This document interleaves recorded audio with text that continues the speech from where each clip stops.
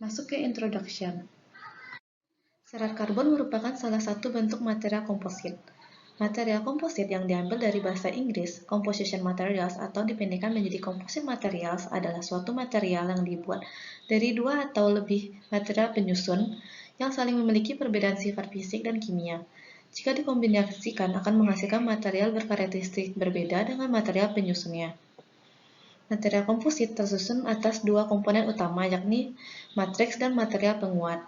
Fiber karbon bertugas sebagai material penguat pada komposit serat karbon, sedangkan untuk matriksnya biasa dipergunakan resin polimer semacam epoksi. Matriks resin ini berfungsi untuk mengikat material-material penguat dikarenakan serat karbon hanya tersusun oleh dua material tersebut, maka sifat-sifat karbon juga hanya ditentukan oleh kedua material ini. Serat karbon memiliki karakteristik kepadatan rendah dan sifat mekanik yang tinggi. Masuk ke karakteristik dan processing. Karakteristik dari serat karbon terdiri dari karakteristik kimia dan fisika. Pada karakteristik kimia, karbon sangat stabil. Serat karbon memiliki ketahanan korosi yang baik terhadap asam organik dan garam alkali. Tidak larut dan tidak meluas sama sekali. Tidak ada masalah rasti. Komposit serat karbon digunakan dalam lingkungan minus 75 derajat Celcius hingga 150 derajat Celcius. Sulit untuk mengamati perubahan kimia pada serat karbon, karena tidak ada oksidasi yang terjadi dan tidak ada karbida yang terbentuk. Pada sifat fisika, serat karbon memiliki bentuk yang ringan dan tinggi. Kepadatan serat karbon sekitar 1,7 gram cm/3 dan kekuatan tarik lebih dari 3000 megapascal. Berikut proses pembuatan serat karbon. Pertama, spinning.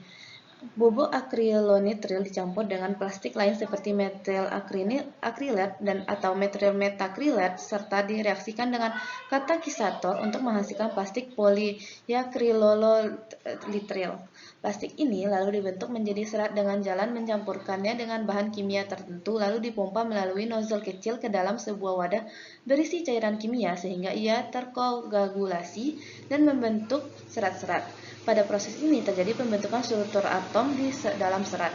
Selanjutnya, fiber dicuci dan ditarik atau stitching untuk mendapatkan ukuran diameter yang diinginkan. Kedua, stabilizing. Sebelum proses selanjutnya, fiber dipanaskan di media udara pada suhu 200-300 derajat Celcius untuk mengikat molekul oksigen molekul serta menjadi yang lebih stabil.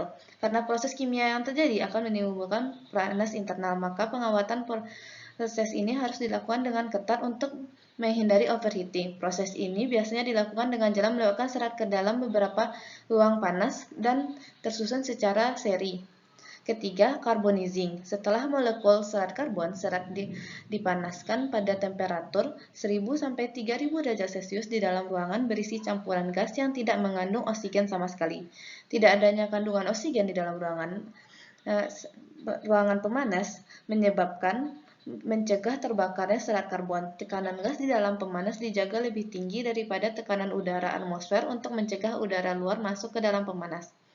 Selain itu, sisi keluar dan masuk serat karbon disiling untuk mencegah kebocoran gas.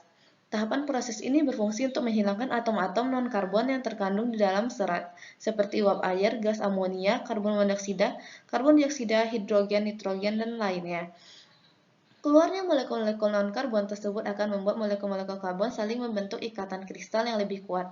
Proses karbonisasi ini biasanya melibatkan dua atau lebih ruang pemanas yang masing-masing berbeda temperatur untuk lebih mempermudah dalam mengontrol kenaikan temperatur. Proses keempat, oxidation. Nah, oxidation itu ialah setelah proses karbonisasi, permukaan fiber tidak memiliki ikatan yang kuat dengan resin maupun juga dengan komponen komposit lainnya. Untuk menghasilkan ikatan yang kuat di permukaan fiber, maka diperlukan proses oksidasi.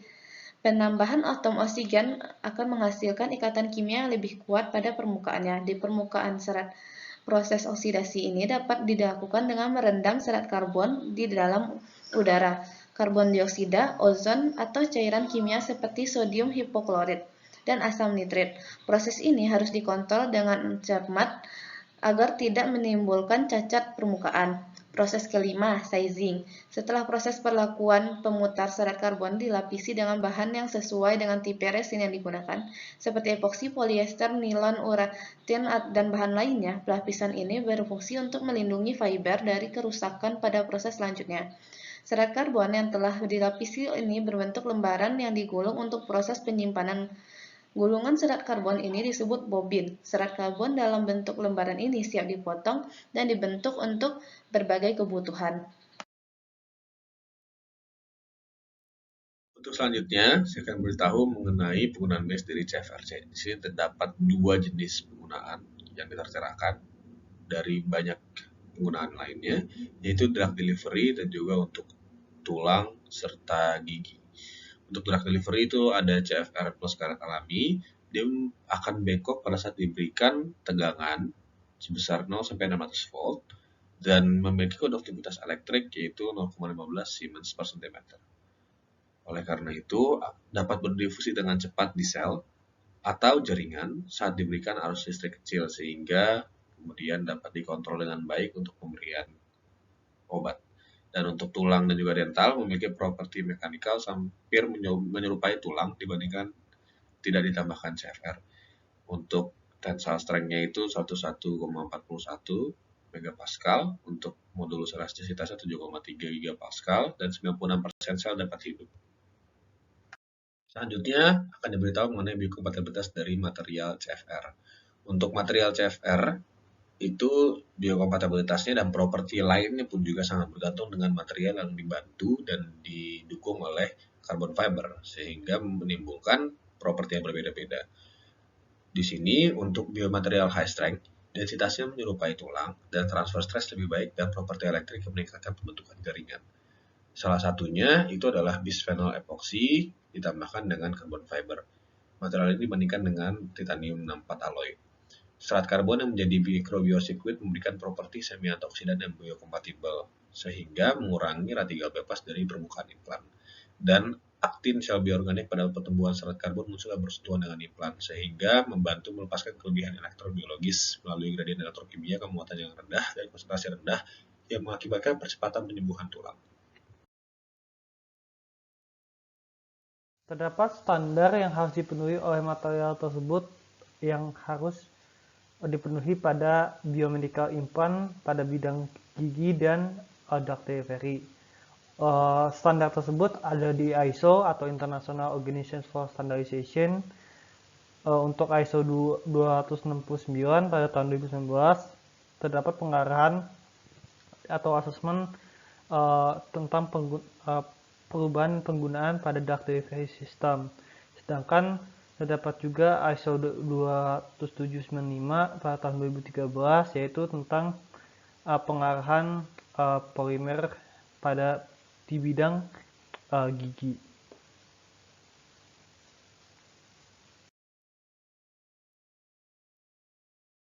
Cara komersialisasi alat secara nyata sampai saat ini masih belum ada, walaupun sudah terdapat banyak paper risetnya.